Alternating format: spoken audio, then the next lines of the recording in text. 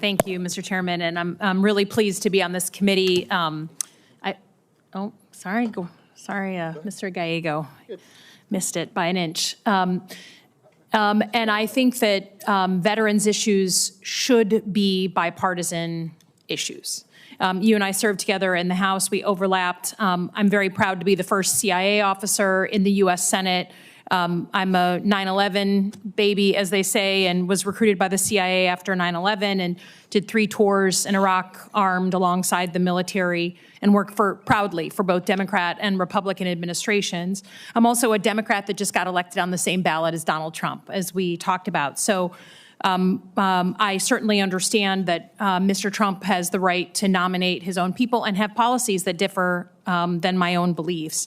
I think what I care about the most is just making sure that our veterans get the care that they need and we don't strip essential programs for the sake of cutting the workforce. We talked about the PACT Act when you were in my office. I worked very hard on that bill on the House Veterans Affairs Committee. You know, the potential to expand care to 3 million 9/11 era veterans who, you know, lived near burn pits. And then the Elizabeth Dole Act that a number of folks in this committee worked on as well, which really does amazing things for mental health and expanding programs on long-term care. So can you just give me assurances that while I know it's a mandate from President Trump to cut the size of the government, that you will always speak up on behalf of veterans, not just do the bidding of someone who maybe somewhere else sees your numbers and starts to slash and burn? Because in places like Michigan, we have really expanded our staff on the VA to handle the additional veterans coming in. If we just start slashing numbers, we're going to be hurting the veterans who we just all voted and said we wanted to care for. So just a simple answer there. Yeah, that's an easy one, because what I was told by the president is to take care of our veterans. We're going to take care of our veterans, and I said earlier in this hearing that we're not going to sacrifice the veterans' benefits to do a budget. And I think these are the consequences we have. Efficiencies can be found everywhere, as you and I talked about in the office, but we've also got to make sure we're doing our mission. I wouldn't go to a place in which we're not doing the mission. The mission is the veterans. I just, I know there will come a time, there always is when we're cutting things, that you will have to push back and say, this is what that's going to do to care. And I have to, you know, you're going to pledge an oath to the Constitution here soon, not to any one president. On the issue of veterans' benefits, do you believe that you have the ability to change someone, you as VA Secretary, if confirmed, would have the ability to change the discharge status of any one veteran? That's not under my purview to change. Yeah.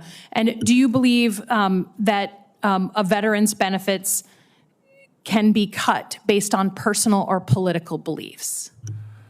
No, Senator, that is not a criteria for cutting a benefit. A benefit is earned and based on the criteria that is set before. It's not a political belief. There's not a litmus test that you would work there. I really hope we stand for that, because even when we deeply disagree, right, with a veteran's actions, their service and their discharge status is determined based on their moment that they serve the country, whether we like their views or not. That's why we never had the veterans' benefits, as I understand it, taken away from people like the January 6th protesters, even when they were convicted.